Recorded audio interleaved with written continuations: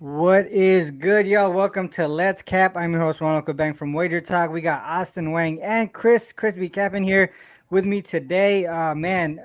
Really great panel today. Friday, I think we had the same show last week as well. On Fridays, Austin usually pops in here when he has time on Fridays. So dope to have both of you guys on here. And better yet, man, both of you guys are really hot right now. So a really good time to have you guys on here in the NBA playoffs. Austin, I know you're on a 10-0 run here on your newsletter. Your newsletter plays in the NBA playoffs. Chris, you're on a 13-0 run. I know your YouTube subscribers are mad happy right now. Man, I'm on an 8-0 run right now too as well. So we're all pretty high right now. Hopefully we continue going in that direction here to close out the NBA playoffs. Austin, real quick, before we start going into the games here, talk about what you got going on with that newsletter. I know you are working with some guys there, and where they can find your work, basically. Sure, yeah. I mean, you can find I post all the newsletter plays I have on my Twitter account.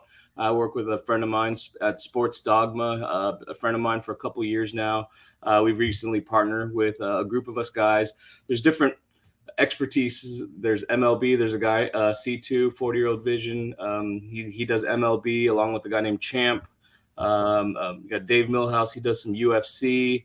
And we have a soccer guy, Youcapper, and so a lot of elaborate, great write-ups, great angles. So yeah, we've all partnered together to do this newsletter, and it's been great, man. I mean, like you were mentioning earlier, like playoff basketball, the narratives, the angles, it all just makes a lot more sense instead of like trying to deal Yeah. with regular season basketball. Who's going to play? Who's going to have load management? It's all coming together here, and we're seeing Yeah. the fruits of our labor. With these bets hitting.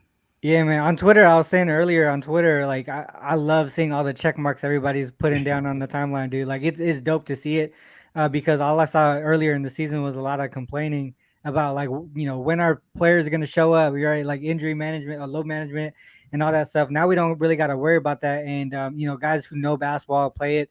We're getting it done now. Chris, how's everything going for you?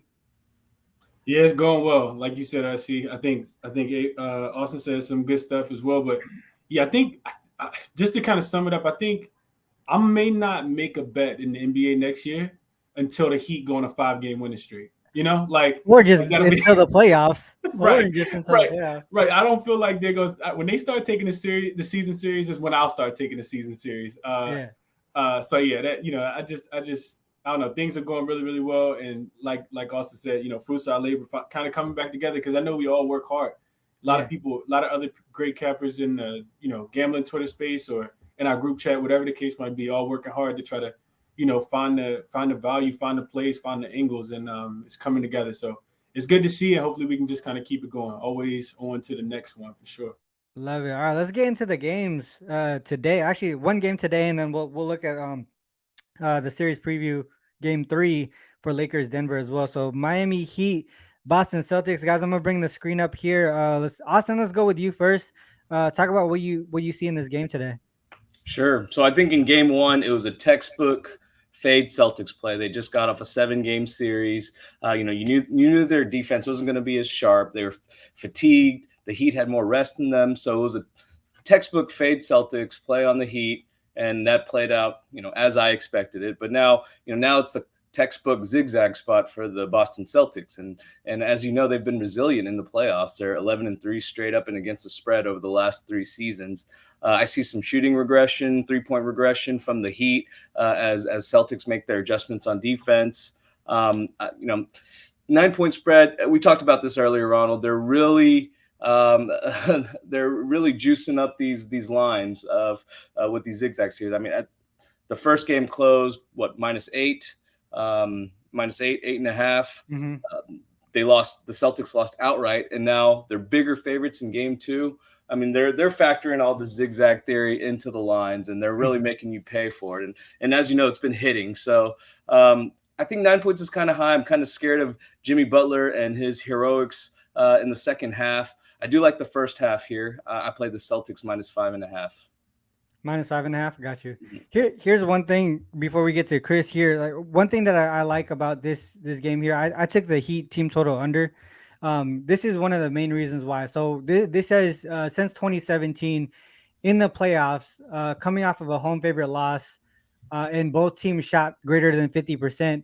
Those teams are 5-2 straight up, 6-1 against the spread, 5-1-1 to the under. But if you look at the defense that comes in that the following game here, none of those teams went over their team total, and that's kind of fading the Heat here. Obviously, the Heat shot, I think their offensive rating was 126 or 127 around there. And they did it against the second best defensive team in the league in the regular season, obviously. But I know that the playoffs has been a little bit different for both teams. Miami on the offensive side of the ball, and Boston on the defensive side of the ball. But I just don't expect that to happen in back-to-back games here, especially with how the Celtics do coming off of a loss. And I know Chris, you're the one who put that on me. Put me on that trend about the Boston Celtics after a loss in the playoffs, and ever since then, it kind of been following it a little bit stronger. But put those two things combined, right? The historical trend along with what Miami is or the Celtics are expected to do off of a loss. I had to take the team total under on the Heat side, regardless of whether they win or lose. All right, because you can go.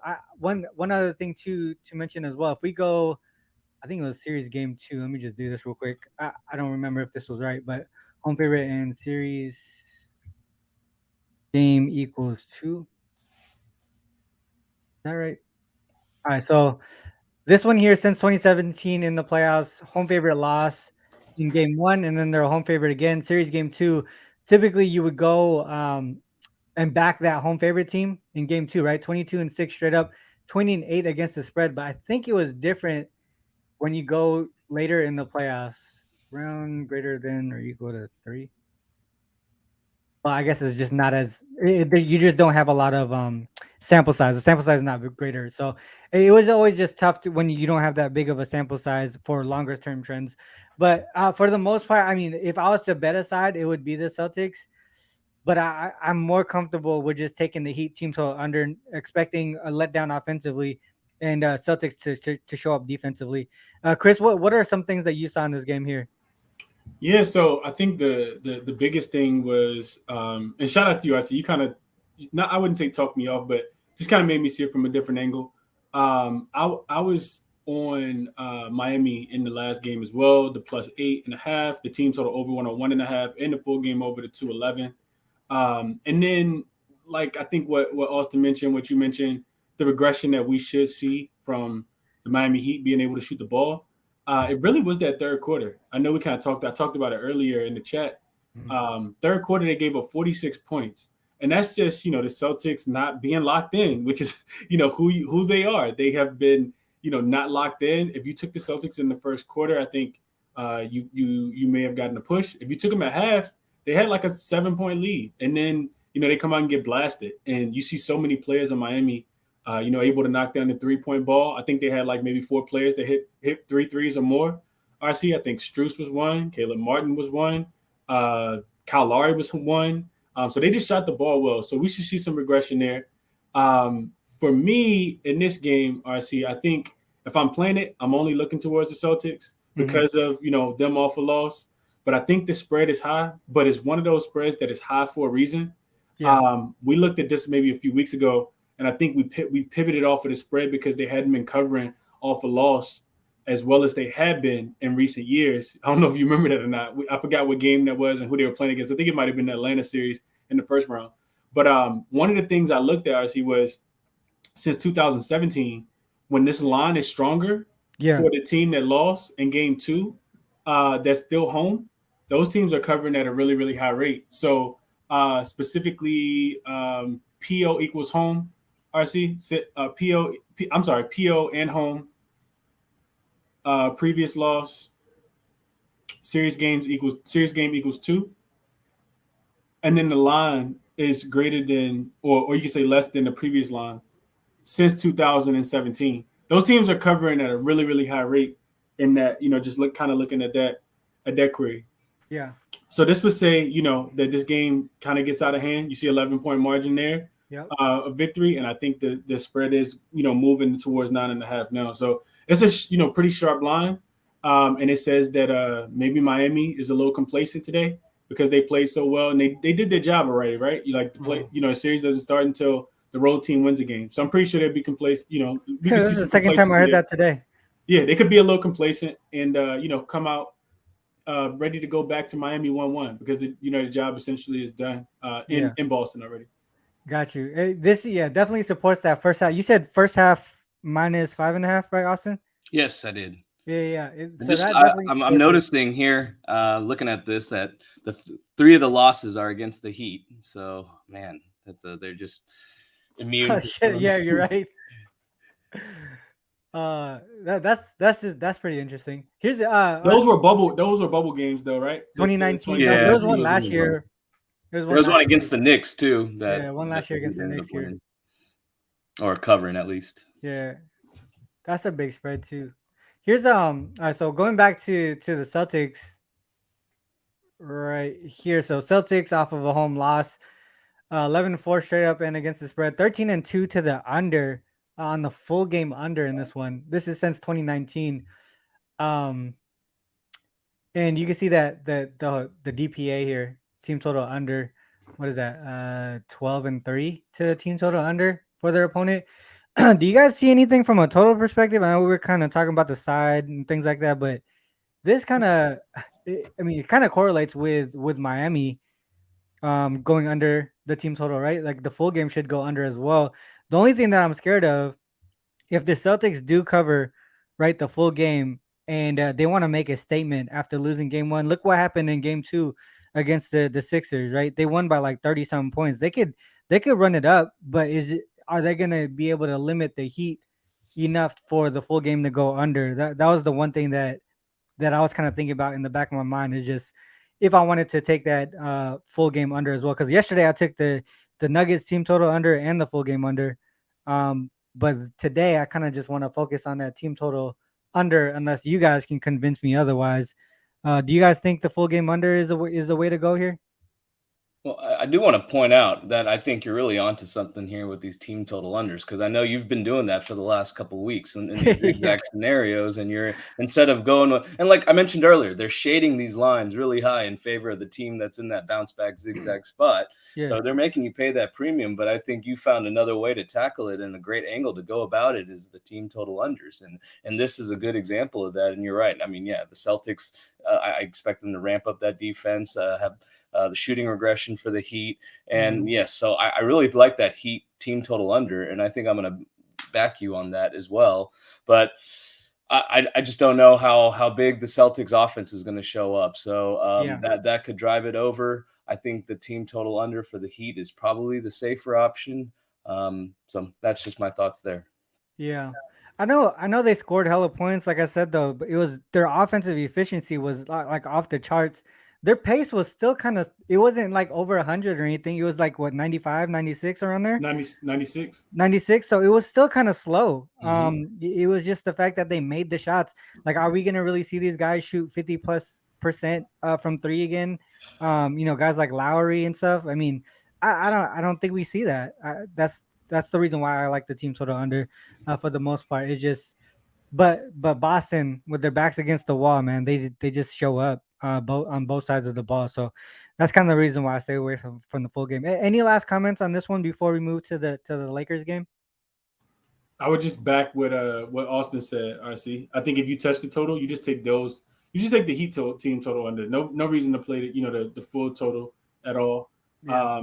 I think because you see a stronger case for their team total to go under, because like you said, the Celtics can really fill it up, and if they're shooting as well as Miami did last game, Yeah. then this the Heat could go under their team total, and the game still could go over. We know the Celtics Yep. like to shoot a lot of 3-pointers, a lot of variance there, and if they're going in, Malcolm Brogdon, Derek White, Jason Tatum, Jaylen Brown, Al Horford, those guys get the hitting threes. This total could go over, especially with it being so low. It's only 215. So Yeah. I would Yeah. I would just It stay could where you barely are. sneak over. It Mhm. could barely sneak over. Yeah. All right, well, cool. I like I said, I already took that one. I did take a small play on the Celtics fourth quarter as well. And this season in the five losses, following game, they took the fourth quarter by 3 or more points in all of them. I just expect, if for some reason, they come out like they did in the third quarter, in game one. If Miami comes out like that in the third quarter again, I expect Miami to take control in the fourth quarter, end up winning that game, whether they cover or whatever. I just feel like Miami might kind of force the issue in the fourth quarter, and Celtics kind of take advantage of that. That's the way I went as well. That's a much smaller play than the team total under. So I did take that as well, just full transparency. All right, let's move on to the Lakers and Nuggets there. Chris, let's go to you here. I know this is your squad. We see you on TV. I don't know, but what do you see on this game here? Game three, Lakers and Nuggets. Yeah, man. So Lakers in a pretty bad spot. They had that game, in a headlock last night, but they couldn't score, and really showed up in the fourth quarter when they just weren't able to make a shot. Jamal Murray saw one go in, and it was like throwing a rock into the ocean. He was just caught fire, and that was the difference in the game last night. Lakers +6 did cash, and the under did cash as well, but they did lose that game. So now you got Denver, who struggles a lot more on the road. I think you know this. They struggle a lot more on the road than they do at home. So I'm expecting to see just their defensive rating drop a little bit. There's also the complacency piece that comes into play. I think like just the psychological complacency, like we're up to, and then you on the opposite side, you get that, really, really determined and motivated team that's down 0-2. So, a trend that I typically look at in this situation I see is, home favorites coming off back-to-back losses in the playoffs. Those teams do really, really well, specifically in the first half of games, and they're typically covering the spread as well. For the Lakers, they hang their head on the defensive end. I see. So I think that's another really, really big key piece. They could have won the game last night. You could say they kind of ran out of gas late. So I think that they put themselves in a position in game three to where, it may not even be as close for them, to have to need to, score as many points late. I expect them to play another really good defensive game and avoid, that spot in the fourth quarter where you're only up 3 or 4 points. So I like the first half, RC. It was 2.5, -130. I missed the best odds at -115 when it opened last night, but I did take the 2.5 as well in the first half because it seems like that's should be, if the team's not winning at halftime, they're probably not going to win the full game either or cover. So jumped in on this one early, got the -4 for the full game and the -2.5 for the first half. Desperation spot for the Lakers. You go down 0-3, we know what the trends are in that direction. So Lakers for me, first half -2.5 and full game -4. -2.5 and -4 full game. What do you think about the 5.5 that we see now? Would you still back it? I probably would. The only reason I wouldn't is because I got a much better number yesterday. Yeah, for sure. A 1.5 is it doesn't seem that big until you get the 1.5, right? Like if you had to take a 5.5, I don't think anything's wrong with it, but I feel much better watching that number go from 4 to 4.5, from 4.5 to 5, from 5, and like in that regard to say, wow, man, it feels good to get that 4. So you got to get on these numbers. I know Jay always talks about it. I've been giving out these numbers on my YouTube page, pretty much after every game as well, just trying to get the best number. So yeah, I think they could potentially cover the 5.5. I think teams that are covering in the playoffs, RC, are covering. I want to say it's about 88% so far. The team that wins the game. You talking about the winner? The winner's been covering about 80. Yeah, I know it was 90, and I know the Lakers covered the last 2 numbers. So I'm thinking that it's probably probably decreased a little bit, but it's well over 85% is what I would guess. Yeah, I could only look towards the Lakers as well. You just brought up that trend. Was it 2 losses in a row and then they're the home favorite? Even if we look at historically, it's been pretty profitable, really profitable actually, 57.6%. If we go this season specifically, still doing well. So it's something to definitely take note of. That first half margin is there as well. It looks like a possible play towards the Lakers to go over their team total as well. Austin, what are your thoughts on this one? Did you look ahead to game 3 yet?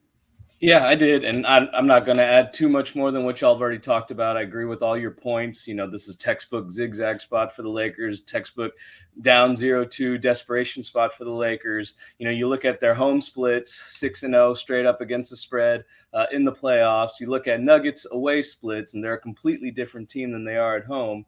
And it just makes sense to back the Lakers. Now, we've already talked about this a few times about them shading the lines way too high, and y'all even made another great point about teams that win the game cover the spread. But you take a look at this; it was Denver minus 5.5 yesterday, yesterday. Lakers minus 5.5 tomorrow. That's an 11-point swing. It's crazy. Yeah. It's ridiculous. But nonetheless, I still like the Lakers to cover. I grabbed them at -5 this morning. To your point earlier, Ronald, and to what we had discussed, I mean, would this be another spot for the Nuggets team total under, given that the Lakers defense is amazing? That's what I was exactly. That's kind of what I was looking at here. So if you look at the home road splits and how the Lakers do defensively at home, pretty much all under for their opponents except for this one. But it was an OT game, right? They went over by a point, so obviously they went under in regulation. The other thing too, if you go, I think it was PL. The only one that they didn't cover, they didn't win, was the last game. And again, that defense shows up after the loss. I just feel like it's another situation where we have to look at that zigzag from that team total aspect, right? Because I don't know if it's a new idea, but I just feel like it's a better way to go because we actually know what one team has to work on. The zigzag theory going back and forth with the spread or the total. We know like, all right, well, it's gonna go back and forth in some way, in some fashion, right? But sometimes, especially with teams like this, like the Nuggets, who are so good offensively, you got to think about, how did they win? In what fashion did they win in the previous game? And then on the Lakers side, what did they do to adjust, or what can they do to adjust? I just feel like I feel like the Lakers fucked up game one in the fourth quarter, changing their strategy in the fourth quarter with Rui guarding Jokic. Maybe they should have waited until after the game, because that gave the ability for Nuggets to make their adjustments, right? So that kind of took away from the true zigzag or whatever, but they still ended up covering, right? They still ended up covering, but it was really close. The thing here is now both teams are going to adjust with the travel situation, right? Going from road to home, home to road, and we know going from home to road, the Nuggets tend to struggle as well. And putting all those things combined, I just feel like Nuggets probably team total under might be the way that I go. As much as I kind of want to look towards the Lakers team total over, I feel like the Nuggets will probably struggle here in LA. Just defense, right? And then going from their continued struggles going from elevation to the road. Obviously, the Lakers are going to go through the same impact going from Denver to LA, but I think Lakers at home get it done. So I'm kind of scared to take their team total over, just because we've seen here they've been able to win and cover they've been able to cover by even when going under their team total. So Nuggets team total under is probably the way that I go in that one. I haven't taken that one yet. But to your point, that's probably the way that I'm going to go. I can dig that, and I think I'll roll with you there. Yeah, I like it. And then that, I mean, obviously it's correlated with the spread as well, in my opinion. It's just a matter of if you're messing with the total, do you feel like they run it up, or they just do enough to get it done? Comment. Sorry. Lakers should not be laying 4 to 5 points. This is crazy. Give me Nuggets point. I mean, Nuggets got, to me, the best player in the world right now. So it seems like it's crazy, but situationally, I think we gotta take every situation differently. I think, right, and that's kind of why we look at the SDQL stuff. I don't know. What did you guys take on that, Chris? What do you think about that comment? I would tell Alvin to compare this Laker team to compare them to the Phoenix Suns last round, right? Do you feel like the Phoenix Suns are better than the Lakers? Because they were in the same exact spot. Mm-hmm. Denver came to Phoenix and lost game 3.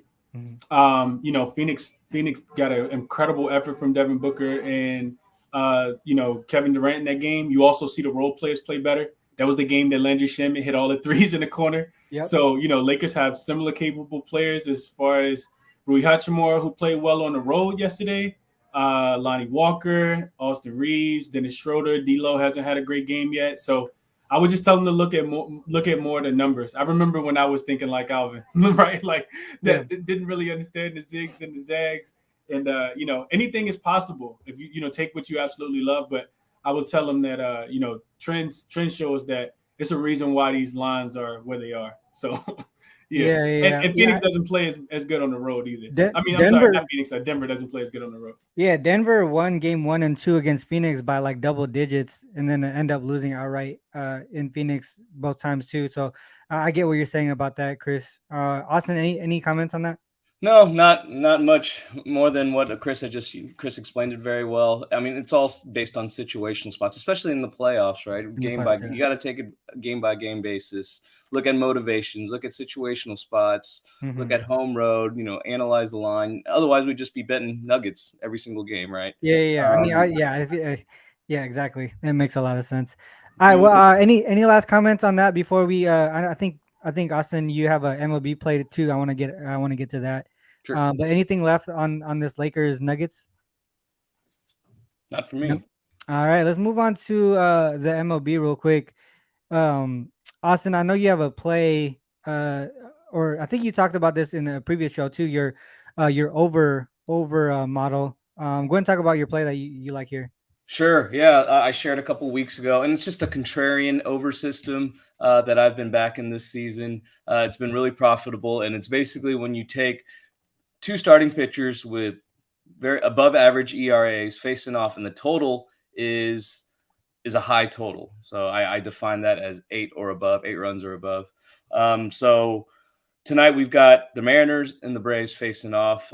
Bryce Miller and Bryce Elder, both the battle of the Bryces, both have excellent ERAs, great young pitchers, and the total is at 8.5, steaming up towards 9. It actually kind of teetered towards 9 and got bet back down to 8.5. But I think that the total is very telling here, even with those two really solid pitchers with solid ERAs, and the total's high for a reason. The Braves bats have been hot, and especially with these young pitchers. Even though the stats tell us otherwise, I think they're due for some regression as well. So I'm backing the over here with the Braves and the Mariners at 8.5. I like it. I do like that play a lot, actually. We know Atlanta's bats are one of the best in the league here, and also if we look at the advanced stats here, and if we look at Bryce Elder specifically, you can see his ERA shows really well, right? 1.94. But his advanced stats, his xERA, xFIP are pretty much like 2 runs above. So we're expecting some negative regression there on that side. So if Seattle can get some runs, and we expect Atlanta to continue to do well offensively, the over definitely seems like the play. Chris, I know you mentioned you were touching on some plays as well. I took the Dodgers. Money line was only -130 today.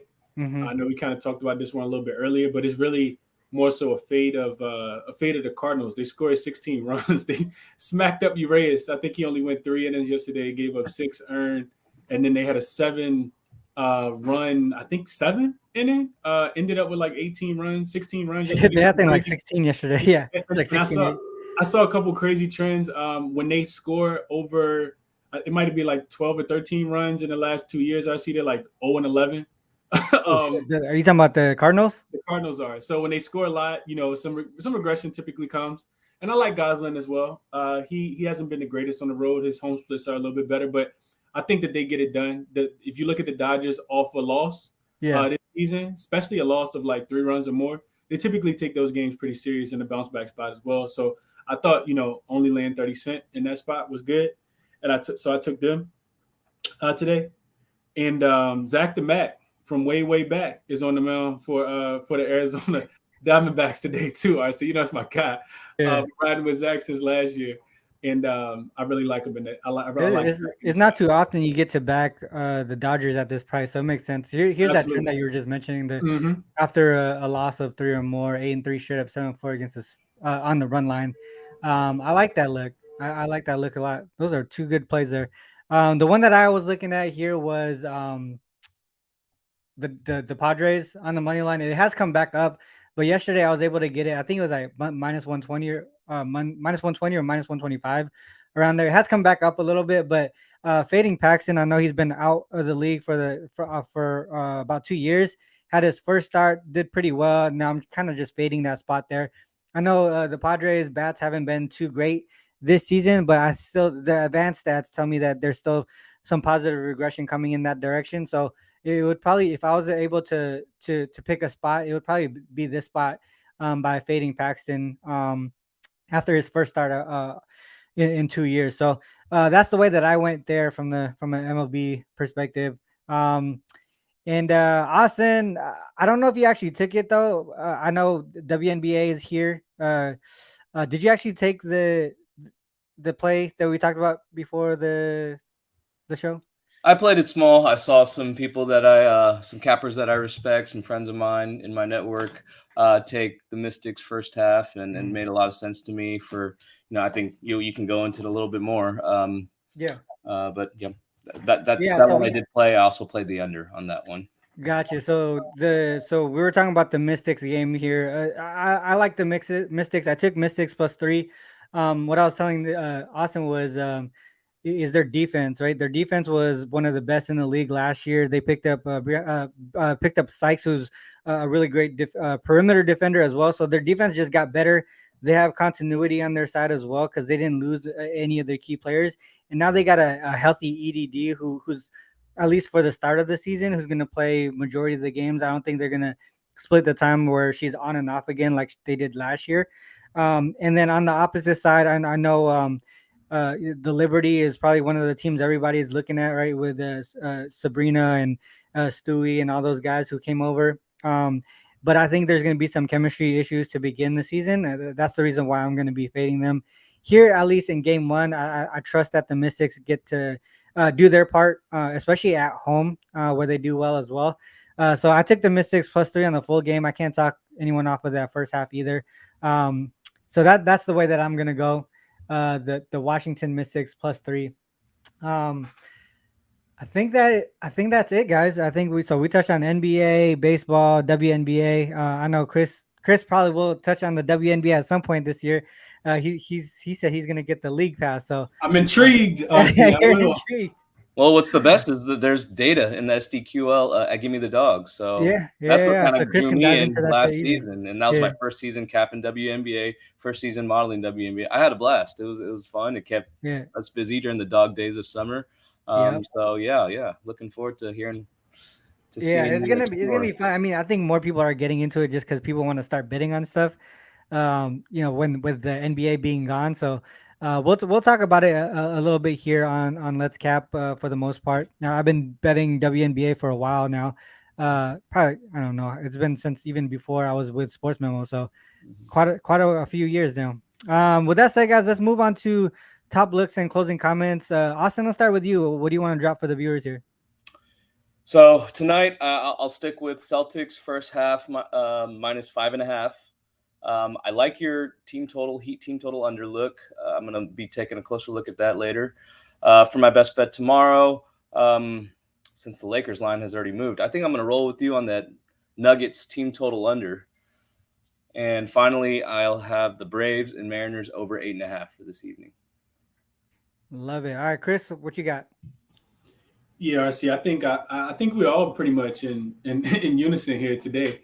I like if I had to play anything today with the line already moving in favor of Boston, even stronger after they lost as a home favorite.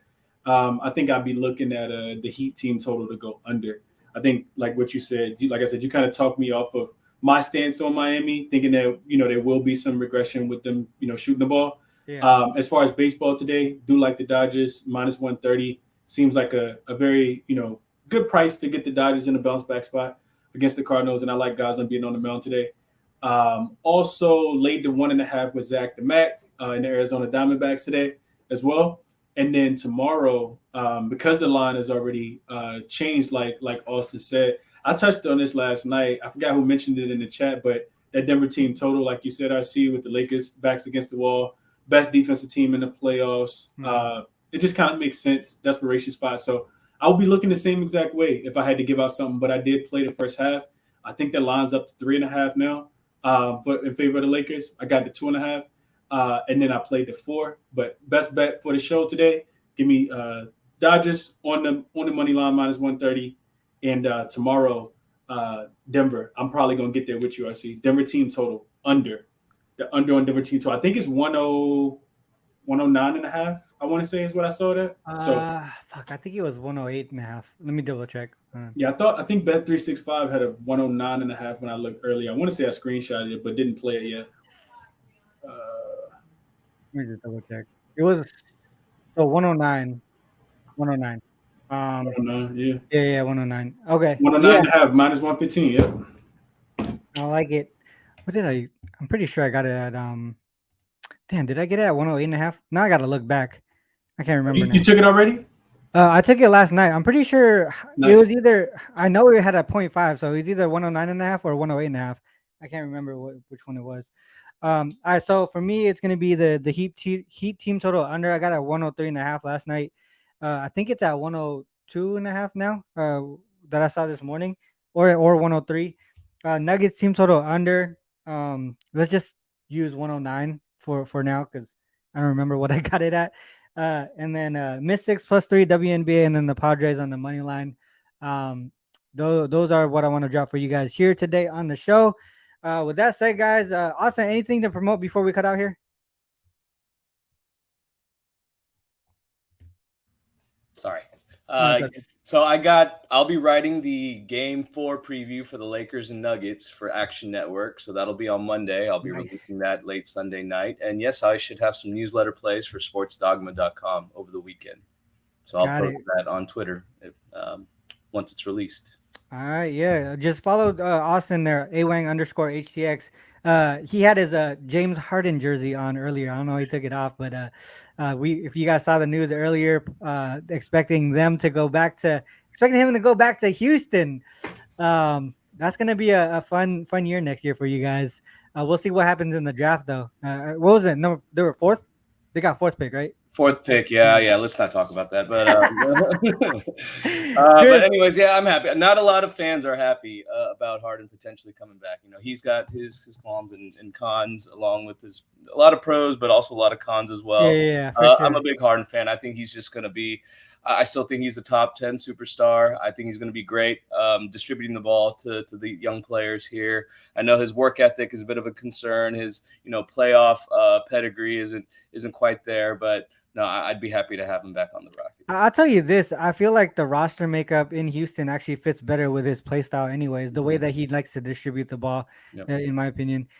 Chris, anything to promote? You got spaces in, 2 hours, right? Or something like that. Anything else to promote before we cut out here? Nah, that's it, man. Appreciate you having me on. Always good to chop it up with Austin, man. I only see Austin on Fridays, but if people are, only getting it, this is your first time checking out Austin, man, definitely shoot this guy a follow. Very knowledgeable guy. Should have 10 times the followers that he has, as you should as well, RC. So definitely, shoot these guys some follows, man. If you're watching from my channel, check their pages out. Always giving out free content, giving out free plays as well. And if they charge you something, it's nothing that you're going to spend not buying something small. So definitely check these guys out. Give them a follow. Like the video as well. And let's make some cash today, fellas. Yeah, for sure, man. Let's make some cash for the rest of the playoffs while we still have it. Meaningful basketball has been very, very good to us.